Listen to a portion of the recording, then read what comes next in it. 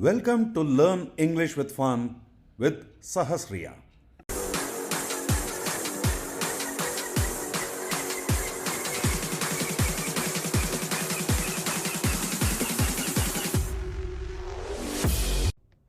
Hello there, this is Govind here.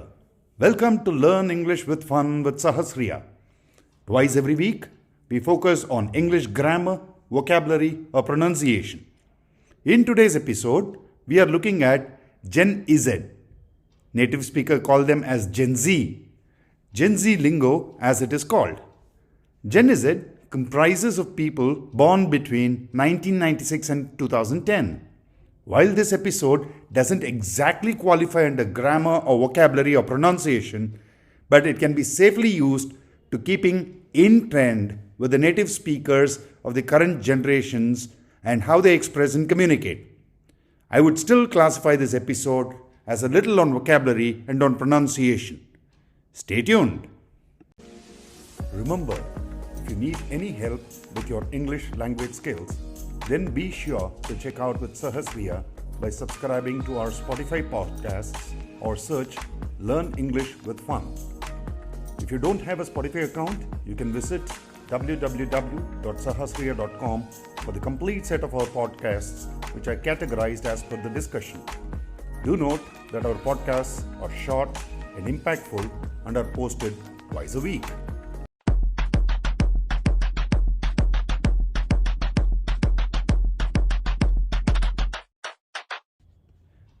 Now, what are these Gen Z? Gen Z's identity has been shaped by the digital age, climate anxieties, a shifting financial landscape, and COVID-19. Gen Z is currently the second youngest generation, with millennials before and Generation Alpha after. Gen Z people are often characterized as 1. Money-driven and ambitious. 2. Love to travel. 3. Prone to anxiety. 4. Known to set boundaries. 5. Avid gamers. 6. Nostalgic. 7. Use social media in a unique way. But then I have alias that is alphabetical and consists of over 50 such jargons that they use in their daily life. In this episode, let us analyze those jargons that they use from my list of alphabets between A and M. Remember, Gen Z uses more jargons at their workplace, and in one of our future episodes, we will cover that too. These jargons that we are going to see are the ones that they use in informal conversations and or casual occasions. Always remember that if you need additional help with your grammar, if you want to understand everything you hear or read and you want to express yourself completely, then check out www.𝙤𝙪𝙣.com, where you can take great online English courses on a range of different topics.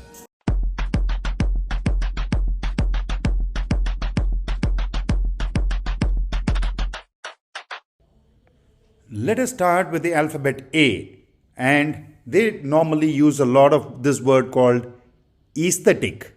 It is spelled as AESTHETIC.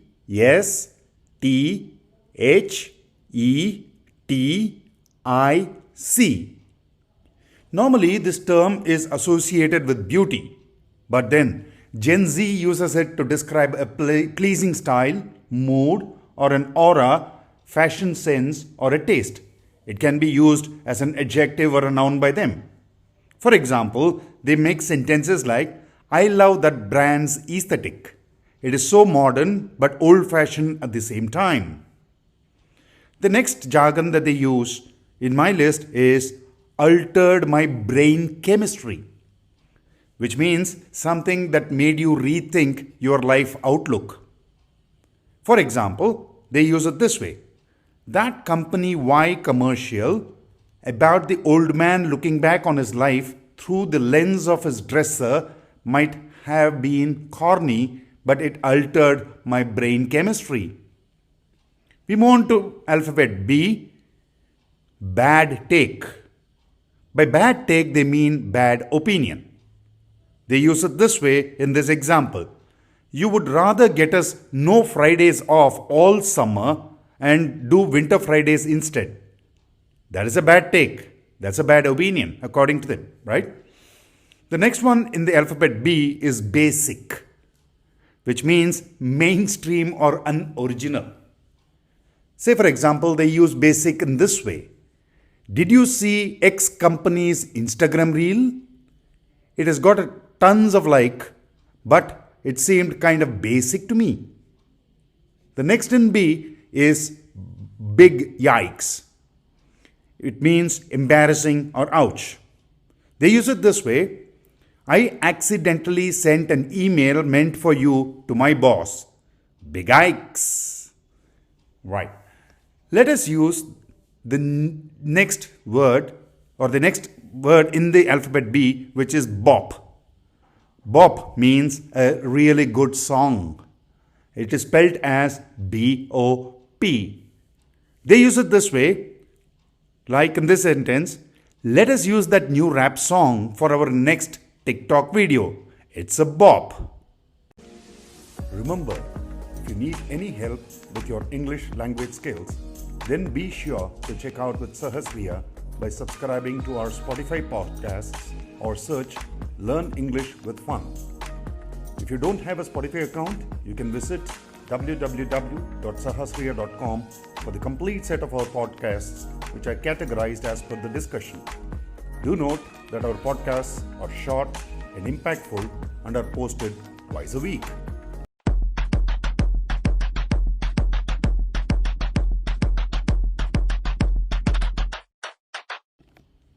In this portion of this podcast, we start with the alphabet C and the jargons that they use. Cancel or cancelled. They mean to stop supporting someone because of their unethical behavior. They use it in a sentence like this, and you will get the meaning. They say, I saw that the company fired employees who told people to go out and vote on their social media. It is cancelled. What they are primarily saying is that the people who were voting on social media was fired by the company for their unethical behavior. Well, the next word is CEO. All of us know it as Chief Executive Officer, but then they don't mean it that way, but they mean it as sensing the best at. For example, they use it this way. She is the CEO of viral tweets. I wish we had her on our marketing team.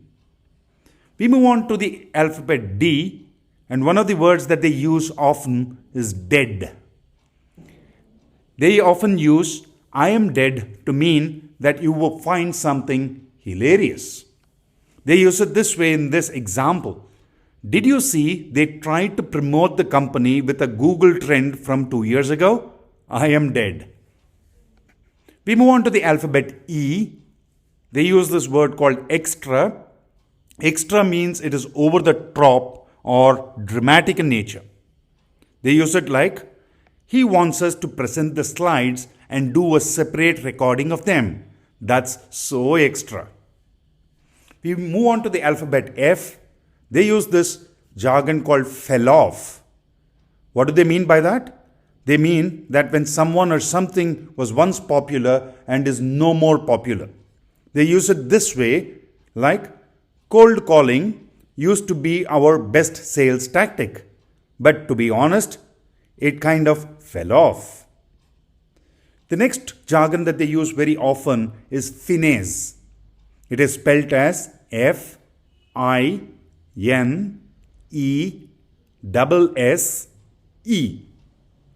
They mean by finesse that to tweak or to do something tactfully, skillfully or cleverly. They use it in a sentence like this. I will send my cover letter draft to you by EOD. I just need to finesse it a little bit. Now EOD is yet another short form that they use in the workplace, but for now understand it as end of day. The next word in F would be fire. They mean great, amazing, and exciting. They use it like this. That graphic you made for Instagram was fire. Nice work. Right. The next common jargon that they use is FR. What do they mean by FR? FR, they mean by for real. That means true or valid. They use it in a sample sentence like this. If I don't get the job after the hiring manager spent the entire Zoom interview complimenting me, I am going to be upset FR. Right? The next word is flex. Flex means to show off. They use it in a sentence like this. I can't wait to flex my presentation skills at the public meeting on Tuesday. They won't know what hit them. We move on to the next alphabet, G. They use this as an abbreviation, G.O.A.T. They use it by split between full stops between the letters, or they even at times use it like goat. Now, goat means a sheep or a lamb in different countries, but here they mean greatest of all time. Say, for example, they use it in a sentence like, Sachin Tendulkar is the GOAT of cricket, but he is also killing it off the pitch. He was in multiple charity advertisements just this year. He is the king of sports and sponsorships. The next word that they use is green flag, which means a positive sign about something or someone. It is the opposite of red flag. A sample sentence with that is, I wasn't sure if I wanted to apply to company Z. Then I saw their list of benefits, which included free therapy sessions, gym membership, and office snacks. Green flags all around. I just sent my application. The next one they use very commonly is goals. They mean desirable, which you want in your life. The example sentence would be, you showed up to a team meeting late because your last meeting was an exclusive interview with Elon Musk. Goals. Ghosting or ghosted is the next jargon that they use very often. What do they mean by that? They mean that when you suddenly don't hear back from someone with no explanation. A sample sentence would be, I thought I was a shoe-in for that role, but after the second interview, the recruiter totally ghosted me. Here, shoe-in is an expression for saying a guaranteed winner, right? And for this portion, the last word or the jargon that we are going to see is girl boss. Girl boss is a woman who acts as her own boss, though the term has evolved since its inception to take on both positive and negative connotations. For Gen Zers, typically used ironically as a hardworking person who puts work before anything else, and they use it both as a noun and a verb. The example sentence would be, I have been putting in 12-hour days this week. I am in my girl boss era. Always remember that if you need additional help with your grammar, if you want to understand everything you hear or read, and you want to express yourself completely, then check out www.𝙛𝙪𝙣.com, where you can take great online English courses on a range of different topics.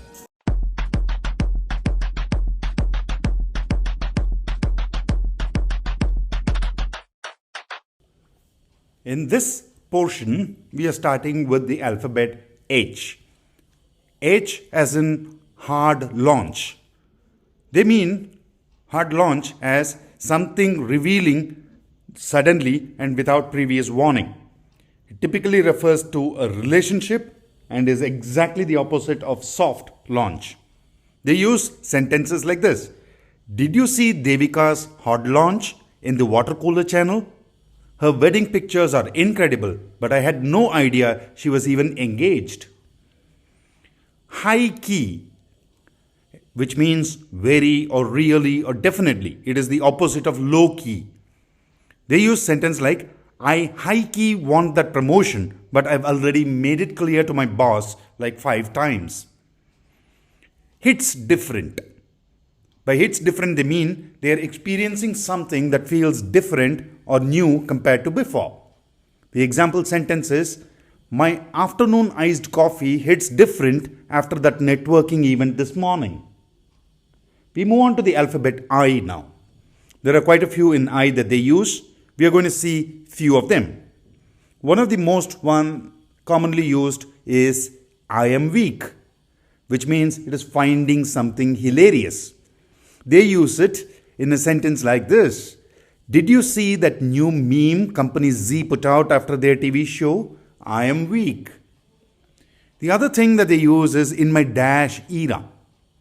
When they say that, they are used to describe a specific period of one's life around a central theme. For example, if you are in a period where everything is going wrong, you might be in your flop era. The other example sentence would be, I used to wear floral dress all day to work on my couch, but now I am commuting almost every day. I am in my office era. The next one that they use often, the jargon, is it is the dash for me, which means they are referring to something that stands out about a person, thing, or situation, and it can be either used as an insult or a compliment. The example sentence here would be, X company running an ad about climate change when they are literally ruining the environment. It's the hypocrisy for me. The next jargon that they use is an acronym like IYKYK. I repeat, IYKYK, which means if you know, you know. That is something understood only by a few people with the context. They use it in a sentence like, oops, I messed up the formatting in that promotional email. Marketing tragedy. IYKYK. Right. The next word, jargon, is Lowkey. Lowkey means something that is understated or very secret.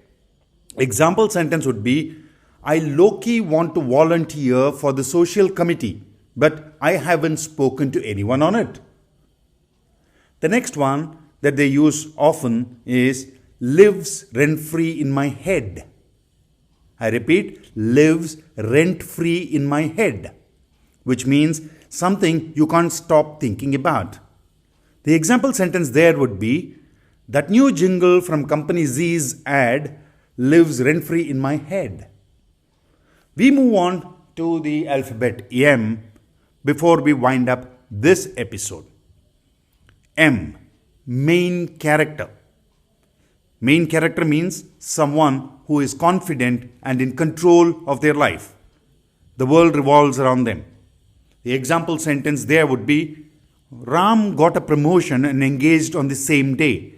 He has such main character energy. The last one for this episode is mother.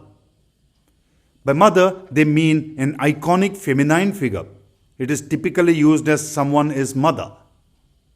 How do they use it? In an example sentence like this. Priya shut down that board member when he was being emotional. She is mother.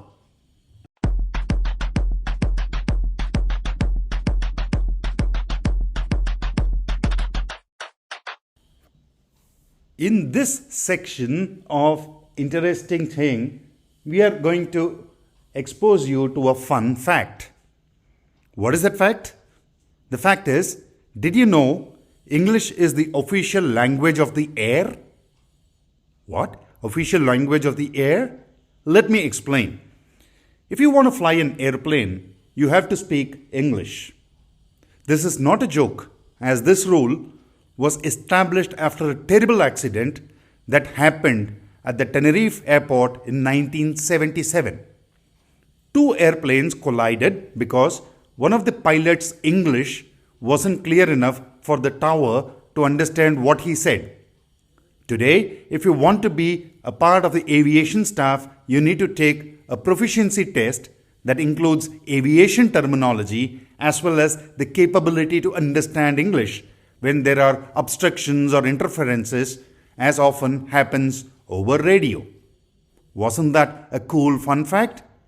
Well, For such interesting episodes and to improve your English language skills, be it on Gen Z lingo of this episode or your grammar, pronunciation, or vocabulary, always tune in to Learn English with Fun with 𝙤𝙪𝙣 on Spotify podcast or check our website www.𝙤𝙪𝙣.com. We hope you have got a better understanding of the Gen Z's lingo in this episode. We will see you soon. Until then, take care. Have a nice time. Signing off. Govind here.